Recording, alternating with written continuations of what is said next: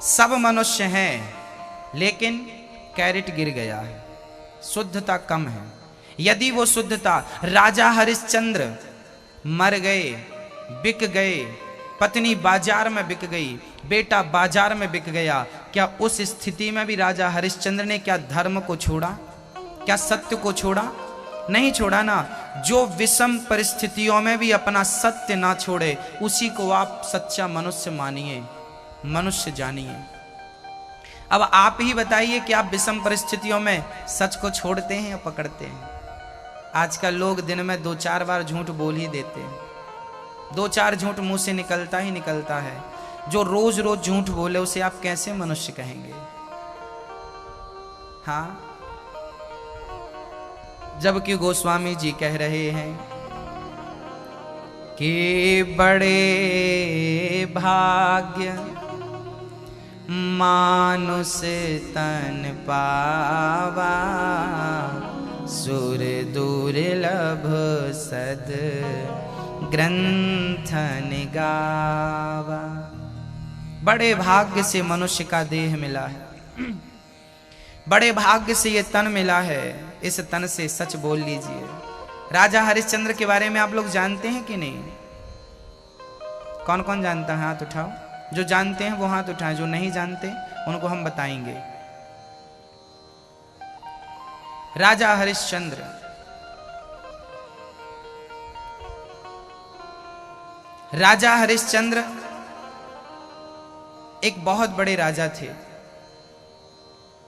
उनकी पत्नी का नाम था तारा, उनके पुत्र का नाम था रोहित।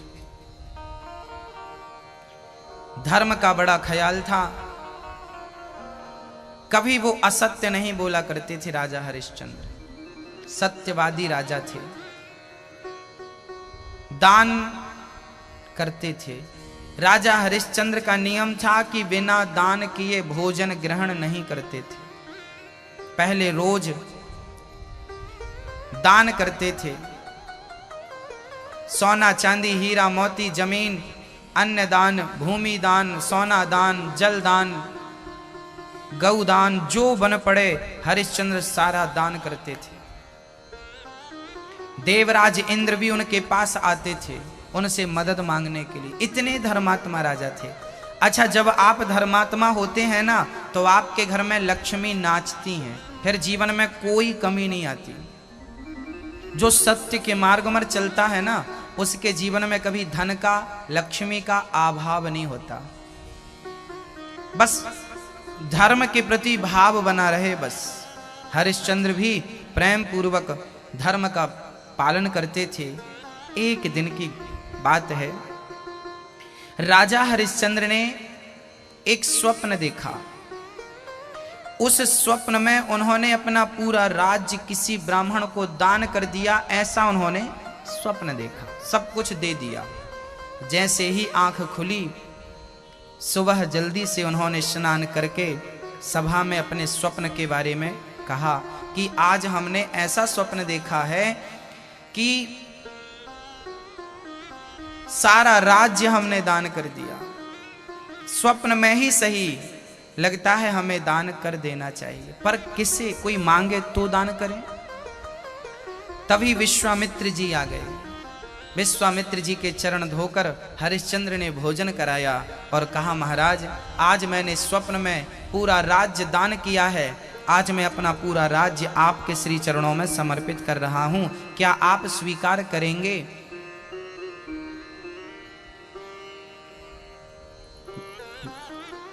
विश्वामित्र जी बोले, जरूर स्वीकार करेंगे, आपका राज्य हमें स्वीकार है। आपने पूरा राज्य हमें दान कर दिया, हमने दान ले लिया, संकल्प हो गया, दान हो गया। विश्वामित्र जी ने कहा कि राजन, हम सभी ब्राह्मणों ने, सभी संतों ने आपके घर भोजन किया है। अभी आपने दान दिया वो तो आपकी मर्जी से दिया है, पर आपने हमें सबको भोजन तो कराया है ना। हम 1100 साधु हैं, तो हम सभी साधुओं को दक्षिणा तो देनी पड़ेगी, तो अब आप हमें दक्षिणा दे दो। हरिश्चंद्र बोले, महाराज, मैंने पूरा राज्य दान कर दिया, अब मेरे पास कुछ बचा नहीं है जो आपको दक्षिणा दे सकूं। याद रखिए भक्तों, दान अलग होता है, दक्षिणा अलग होती है। किसी शुभ काम में दिया हुआ द्रव्य उसे दान कहते हैं। पर पंडित जी से सत्यनारायण भगवान की कथा आप सुनते हैं तो पंडित जी को दान नहीं देते, उनकी मेहनत का जो मेहनताना उसे दक्षिणा कहा जाता है ना। भागवत की कथा सुनने के बाद जो आप देंगे वो दक्षिणा होगी। वृद्ध माओं के लिए जो देते हैं वो दान होता है। तो दान अलग है, दक्षिणा अलग है। ब्राह्मणों ने कहा, साधुओं ने कहा कि आपने अपना राज्य हमें दान तो कर दिया, अभी दक्षिणा बाकी है, दक्षिणा दीजिए। राजा हरिश्चंद्र बोले कि मेरे पास अब कुछ नहीं बचा देने के लिए। विश्वामित्र जी बिगड़ गए। राजन, यदि तुमने हमें दक्षिणा नहीं दी, हम 1100 साधु हैं, कम से कम 1-1 रुपए तो सबको मिले। उस जमाने में 1-1 स्वर्ण, उस समय सोने के सिक्के चलते थे, 1-1 स्वर्ण मुद्राएं तो कम से कम मिलने चाहिए। तो 1100 साधु हैं तो 1100 स्वर्ण मुद्राएं तो लाओ। अब हरिश्चंद्र संकट में पड़ गए। महाराज, मुझे 1 माह का वक्त दीजिए। ठीक है, विश्वामित्र जी ने 1 महीने का समय दिया। विश्वामित्र जी अब हरिश्चंद्र से कहते हैं कि अपने पूरे राजसी वस्त्र उतार दो। राजा हरिश्चंद्र ने पूरे राजसी वस्त्र, आभूषण इत्यादि सब उतार दिए।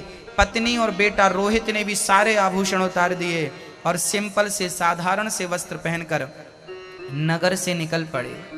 काम ढूंढने लगे, भाई कोई काम हो तो दे दो, हम काम करके 1100 का कर्जा है सिर पर उतारना चाहते हैं। विश्वामित्र जी बोले कि हमारे राज्य में आप काम नहीं मांगेंगे, हमारे राज्य में आप काम नहीं करेंगे। तब हरिश्चंद्र काशी आ गए, क्योंकि काशी शंकर जी की नगरी, वो किसी के राज्य में नहीं आती।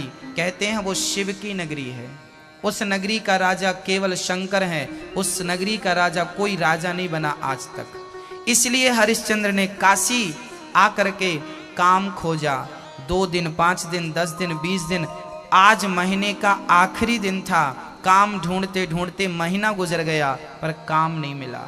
विश्वामित्र जी आ गए, हमें 1100 स्वर्ण मुद्राओं का आज आखिरी दिन है, दो। हरिश्चंद्र बोले, महाराज आज सूर्य अस्त के पहले मैं आपकी मुद्राएं आपको दे दूंगा। भक्तों, धर्म का पालन करने पर भी परीक्षाएं देनी पड़ती हैं। आप धर्मात्मा हैं, इसका अर्थ ये नहीं है कि आपके जीवन में संकट नहीं आएगा। धर्मात्मा है तो भी आपके जीवन में संकट आएगा, और वो संकट आपके धैर्य की परीक्षा लेने के लिए होगा, आपके सत्य की परीक्षा लेने के लिए होगा। राजा हरिश्चंद्र देखिए अब किस प्रकार परीक्षा दे रहे हैं। अब देखना यह है कि यह व्यक्ति पास होगा या फेल होता, देखना यह है। पहली परीक्षा तो यह थी कि पूरा राज्य हंसते हंसते दान कर दिया। क्या आप अपना छोटा सा घर किसी को ऐसे दान कर दोगे? ना। हरिश्चंद्र पहली सीढ़ी पार कर गए, हंसते हंसते दे दिया। आज आखिरी दिन था, 1100 स्वर्ण मुद्राओं की व्यवस्था नहीं थी। गंगा के किनारे उदास बैठे थे और गंगा मैया से प्रार्थना कर रहे थे, हे माँ, यदि मैंने कभी धर्म को ना छोड़ा हो, सत्य को ना छोड़ा हो, तो हे माँ आज धर्म मेरी रक्षा करे। तभी पत्नी ने कहा, तारा ने कहा, स्वामी जी आप हमें बाजार में बेच क्यों नहीं देते? हरिश्चंद्र बोले, देवी क्या मैं आपको बेच सकता हूँ बाजार में? सोच भी नहीं सकता हूँ।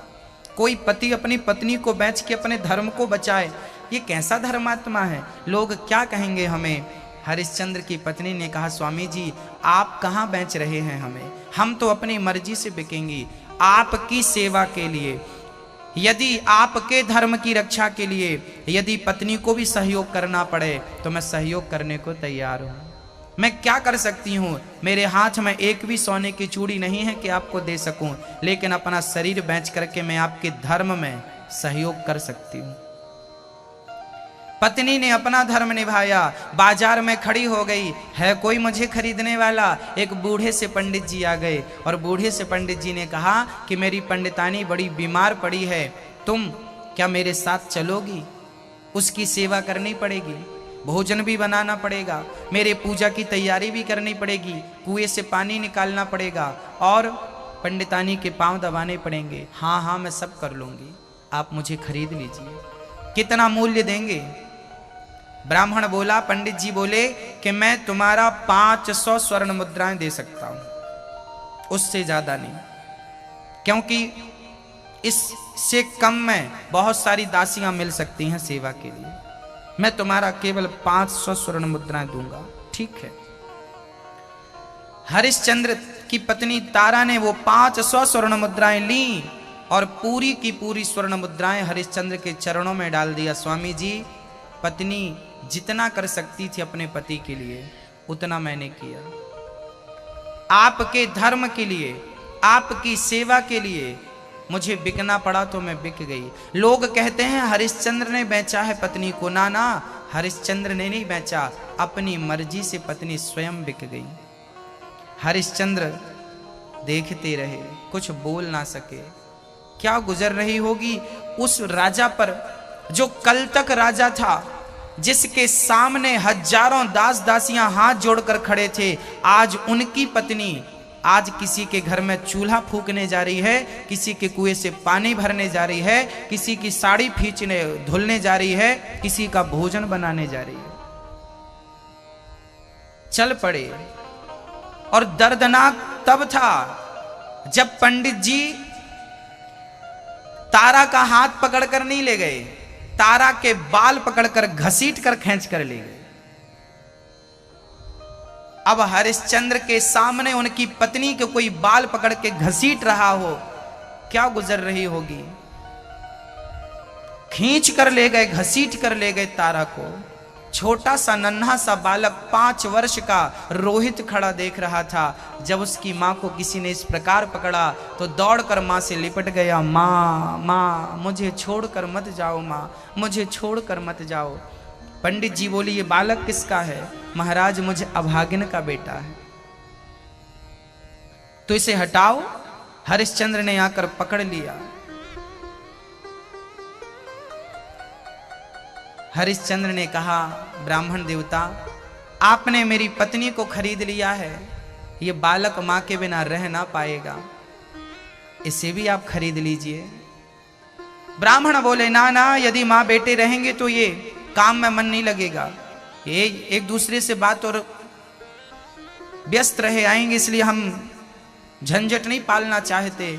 पर बच्चा तो बच्चा है। फिर लिपट गया, रोने लगा। माँ माँ मुझे छोड़कर तो मत जाओ, तेरा रोहित मर जाएगा, माँ तेरे बिना मुझे छोड़कर मत जाओ। जब इस प्रकार की बात पंडित जी ने सुनी, उनको दया आ गई। ठीक है, मैं 100 मुद्राएं देता हूं इस बच्चे की।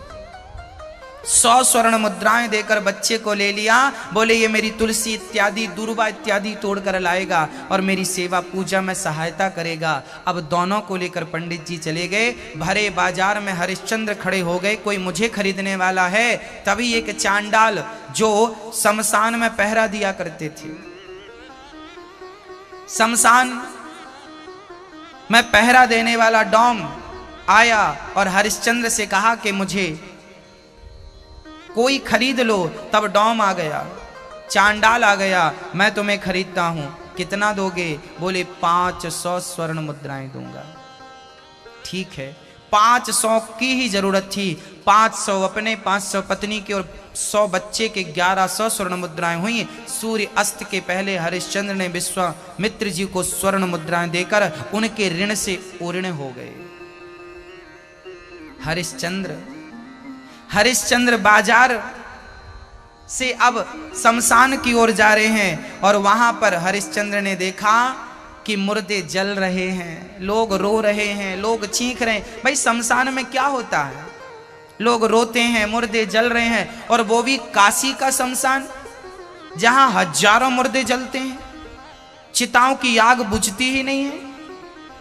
वहां पर जब हरिश्चंद्र को खड़ा किया गया, लाठी देकर, आंखों से आंसू आ गए। हे विधाता, तूने कहां लाकर खड़ा कर दिया? भक्तों, समय कहीं भी लाकर आपको खड़ा कर सकता है। ये समय है। जो कल तक राजा था वो आज शमशान में, जो भी लोग आते हैं ना मुर्दा लेकर के, उनके ऊपर का कफन ये लेते हैं और टैक्स के रूप में जो मुर्दा आएगा उसे जलाने का टैक्स लेते थे। 1 पैसा 2 पैसा जो भी निर्धारित था वो लेना था। हरिश्चंद्र बोले अपने मालिक से जिनने खरीदा था कि हमारा भोजन, तब उन्होंने कहा कि तुम्हारा भोजन यहीं पर। जो लोग मुर्दा लेके आते हैं ना, तो मुर्दे को 2-4 दिन का भोजन तो लाते ही हैं मुर्दे के लिए, पिंडदान करती हैं, तो उन्हीं का जो बचा है वो तुम खाया करो।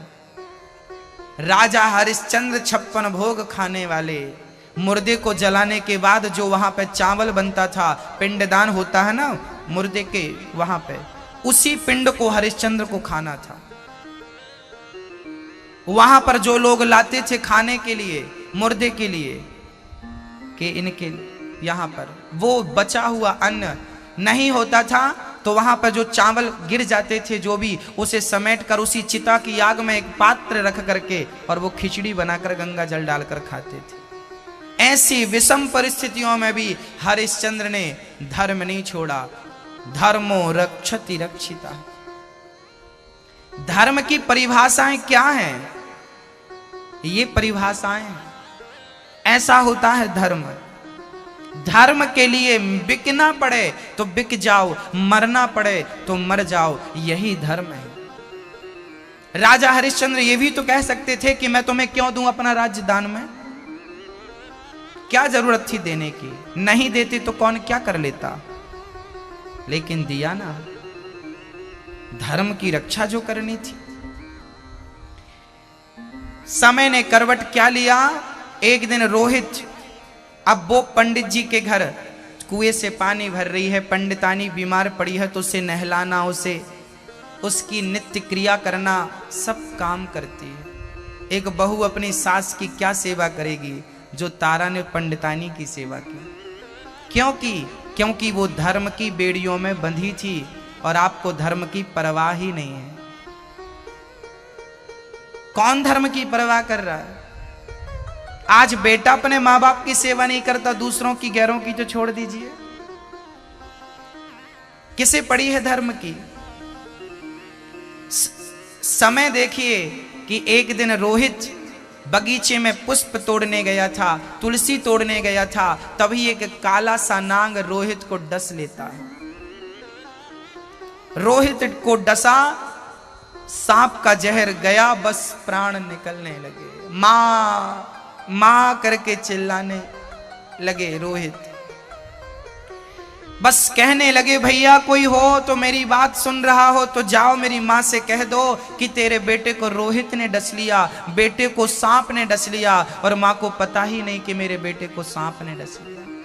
रास्ते से निकलने वाला एक मुसाफिर देखा कि कोई बालक चिल्ला रहा है, जाकर देखा भाई क्या हुआ, बोले मुझे सांप ने डस लिया, आगे मेरी माँ मिलेगी, माँ से कह देना कि रोहित नाम के बेटे को सांप ने डस लिया। अब वो जाकर चिल्लाने लगा भाई रोहित किसका बेटा है, रोहित किसका बेटा है? तारा निकल कर आई मेरा बेटा है। क्या हुआ? बोले तेरे बच्चे को सांप ने बगीचे में।